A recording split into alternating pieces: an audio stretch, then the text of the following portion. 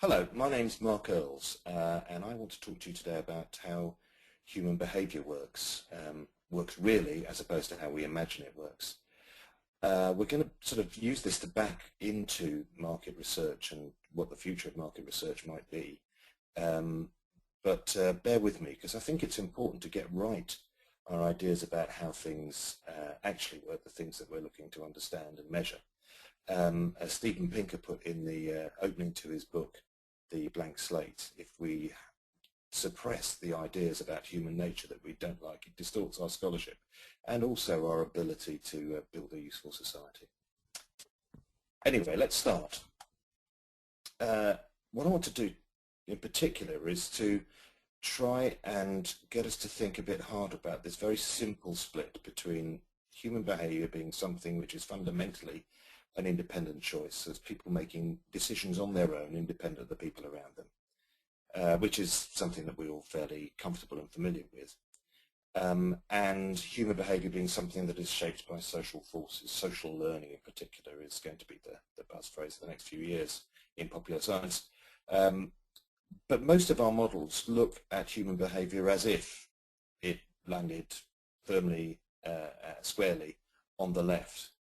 Our folk models, the conversations we have with each other, assume that people do things independently, and we're a bit embarrassed when people are easily led by the behaviour of others around them. Certainly my relationship with my mother was forged early on with her convincing me of the importance of me not following what the other boys and girls did. Economics, classical economics in particular, also puts most behaviour on the left-hand side, with individual agents calculating utilities for themselves, the various options in front of them. And even though behavioural economics, the stuff that fills great books like Nudge with reams and reams of examples, suggests that we may not be very good at calculating the utilities as individuals, but that we still are individuals who, with our rough and ready shorthands, navigate our way through the world.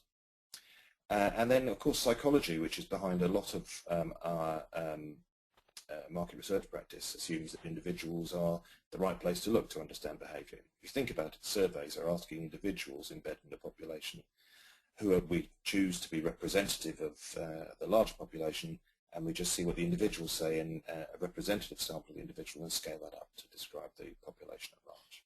As it turns out, most stuff is actually on the right-hand side of this diagram. Most human behaviour seems to be socially shaped, and this is really important.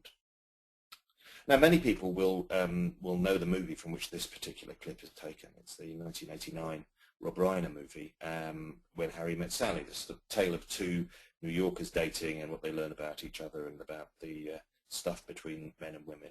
And for many people, it's actually quite sugary and rather too much nowadays. But it has this one famous scene which precedes the appearance of this woman, Estelle, the director's mother.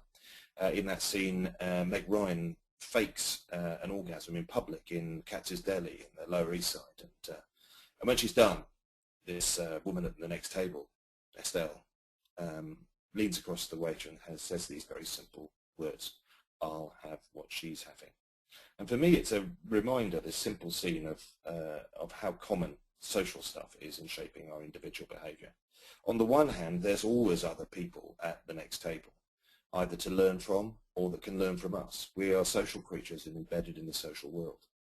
And secondly, it underlines the importance of human beings learning from each other all the time. We do it from the moment we're born to the day we die.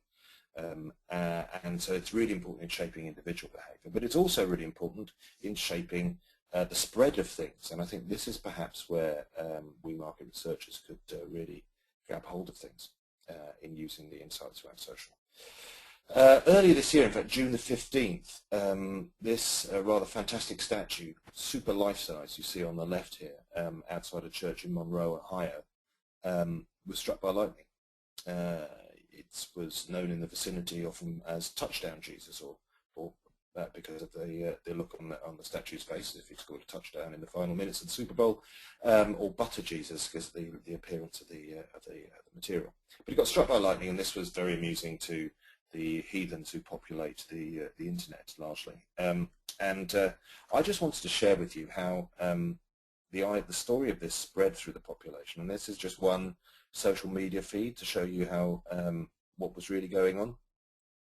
Just the Twitter sphere. I've looked at it a number of different ways, but this is kind of the most interesting thing. So, get struck by lightning on June the 15th. Very quickly, it's on the news, and it's a huge spike in terms of number of people who comment on it. However, that spike is quickly gone and is replaced by a much smoother and less extreme spike, which contains a much greater area than the spike itself. Now, those of you who remember Marketing 101 will remember the asymmetrical spike as being indicative of how a product or an idea spreads to populations through independent choice. Those of you who remember the thing on the right-hand side you see here will know that the symmetric, smooth, slow change of symmetric diffusion here will be indicative of social learning. It's what we see in most adoption curves for most products, and this is the default thing.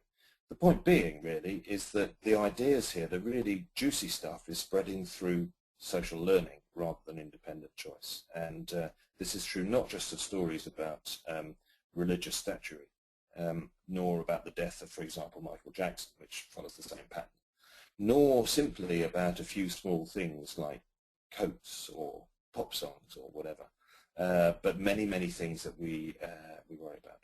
This is why social learning and rather than independent choice is something we perhaps need to get to grips with. But why now? Well, I think two big reasons. The first of which is we live in an age when the signature technology is social. It's connected technology, and many of us fail to see the speed and the rapid adoption of the technology itself, and have struggled to work out quite what it means. The fact that people would climb tall buildings to be with one other people and connect with them with a frequency and an intensity that no previous generation has enjoyed. Now, the second thing, the picture on the right shows this quite clearly, is Susan Boyle, the lovely Susan Boyle, who I discovered today has made $15 million from her success in both the UK and the US music charts. You know, a few years ago, she was a rather plain and private spinster with a fabulous voice living in Scotland. We keep getting surprised by people like her, and I think it's surprised because our models don't allow us to see the possibility of this kind of thing. The same could be said of the spread of the technology we talked about on the left, but those two reasons seem to be really important. And for me, I think there's another reason why we've missed it, and it's just worth touching on this. Much of our culture, particularly in the world of business and marketing, is derived from the Anglo-Saxon world, and much of the assumptions are lifted straight out of that. So we tend to prioritize and empathize more with the idea of individual behavior being good, strong individuals, as opposed to collective behavior being weak. And this keeps pushing us back again and again towards the left-hand side in the way we look at human behavior that we're trying to measure and understand. The truth is, though, by contrast, is that if anything, the human sciences over the last 10 years have pointed in the opposite direction. On the one hand, the independent thought that we value so greatly seems to be much rarer than we imagine. Daniel Kahneman, who's the great social psychologist behind much of the behavioral economics movement, puts it really simply like this. He says, thinking to humans is like swimming to cats. In other words, it's something we can do if we really have to, but most of the time we'll do almost anything we can to avoid it. And by contrast, virtually every human science discipline starts with the assumption, developed through empirical study, that human beings are a fundamentally social creature. What separates us from the apes is not our ability to think independently, first and foremost, but to be even more social than our chimps are, to live in larger groups and more sophisticated groups, and to store knowledge and insight in the heads of other people. If you think about it, we spend most of our lives in the company of other people, and what other people say and do hurts us just as much as real pain. Thomas Schelling, another Nobel laureate, says the most human life consists of individuals responding to a context of other individuals who were responding to a context that was provided by the individuals who were there in the first place. And Freud puts it more simply, you can never escape the other. If there were a zoo that had perfect enclosures for each and every one of the species on this planet, and we built one for humans, it could be icy, it could be wet, it could be hot, it could be desert-like, it could be tropical, but it would need to have the space for other people. That's because we are supremely adapted for a world of other people. It should be no surprise then that we learn from other people all the time. We're really well developed. This is from the work of Andrew Meltzoff back in the 70s, hence the fabulous haircut, who did these fantastic baby gurney experiments where he made a face and watched what the infant did in response. He discovered from infants as young as 42 minutes old that, in fact, we humans are fantastic copiers. We copy more accurately, and we copy longer, long after our close cousins in chimps or other primate species would give up. And we copy not just our immediate parents, but lots of people around us. If you've got kids, you'll know that they are fantastic copying machines who just pick up stuff, often the stuff we don't want them to pick up. And it shapes so much of the world that we live in. The obvious things that we might think are kind of unimportant, like music, or clothes, or hair, or even ideas about what's attractive, is often seen to be demonstrated to be something which is socially learnt. Things that we might think are perhaps need to be more independent, like names or scientific jargon. Those too have now been demonstrated to be things which are socially learnt. And if you just think of your last experience when you were standing at the side of the road waiting to cross, if you jaywalked, then the person next to you was between 1.5 and 2.5 times more likely to jaywalk as a result of you doing that. If you're a man, they're even more susceptible. Anyway, the second big thing I talked about, though, is not just how it shapes individual behaviour at a kind of a small group level or an individual level, but social stuff shapes how things spread, hence the touchdown Jesus example. It shapes where we live. For a long time, urban geographers have known that cities build on the basis of people choosing to be with other people like them. Equally, it shapes whether or not we die. Emil Durkheim's classic on suicide text, one of the great masterpieces of early social science, demonstrated very clearly that suicide tends to spread through populations through social means, whatever else we might think. And many of the problems we face today, things like obesity, don't spread through individuals' recklessness or fecklessness or simply weak will. They spread through social influence. If you do nothing else as a result of listening to this short talk, I suggest you go and buy yourself a copy of Nick Christakis and James Fowler's Connected. It contains a fantastic description of how all kinds of things, such as obesity, spread through populations. Their work in particular is centered on one small town in Massachusetts over 32 years, and how it's 63% more likely that you will become obese if one of your close friends or connections does. And ladies and gentlemen, let's not forget that brands tend to spread through social influence. Whilst we tend to think about what the brand does to individuals, or what individuals do in response independently of their peers to brands, brands tend to have the diffusion curves we looked at up front, those smooth ones that signal social influence as being the key thing. So, what do we do? Well, it's a really interesting time in market research. There are lots of people experimenting around the edges, and I'm really keen to hear and see more of the experiments around this area. And John Kieran of Brain Juice and I presented an NewMR paper a couple of years ago which highlighted this. We called it From Me to We, and I did a paper the previous year cataloguing some of the similar things too. I think there are, let's say, it's easier perhaps to look at the principles here rather than to endlessly recite the new methodologies. And I think the principles give us a really good head start. The first principle to think about is the idea that we often have of talking to individual consumers. Apologies for that. Individual consumers. I shot therefore on this fantastic piece of art from Barbara Kruger. Always captures this for me. First, people that we are interested in understanding, whose behaviour we're interested in describing, are not individuals whose existence is predicated on consumption. They're social creatures who live in a world of other people for whom consumption is a socially shaped act. That changes the way we think, for example, about sampling. Sampling individuals to represent a large population, or sampling communities, or sampling bits of networks, or typical bits of networks. That seems to me to be a really good start.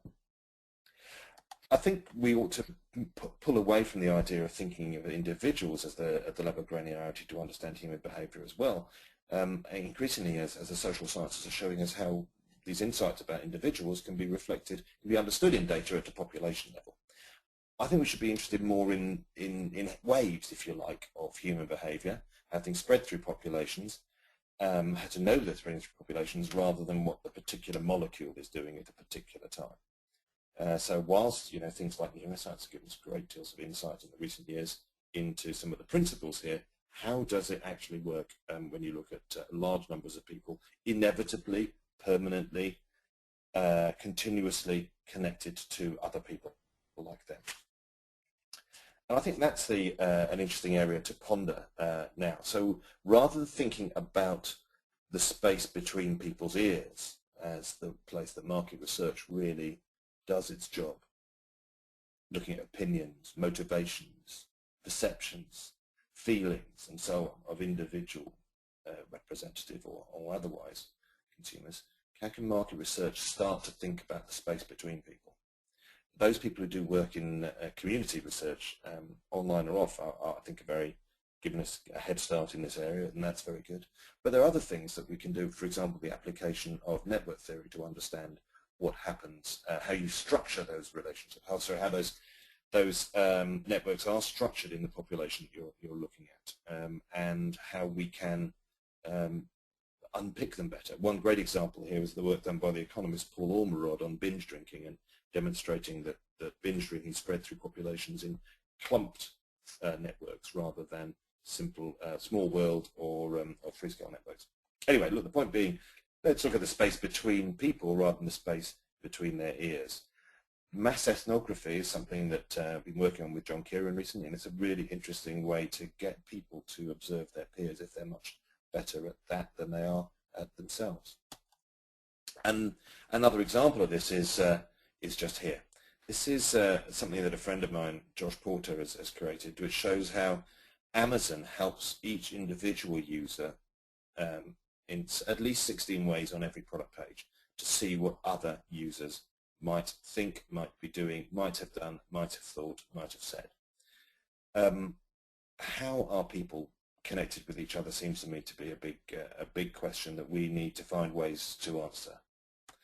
It's not by any means cut and dried as to what we do next, and indeed many of the things that we're starting to do now to repurpose our practice seem to be good things to do.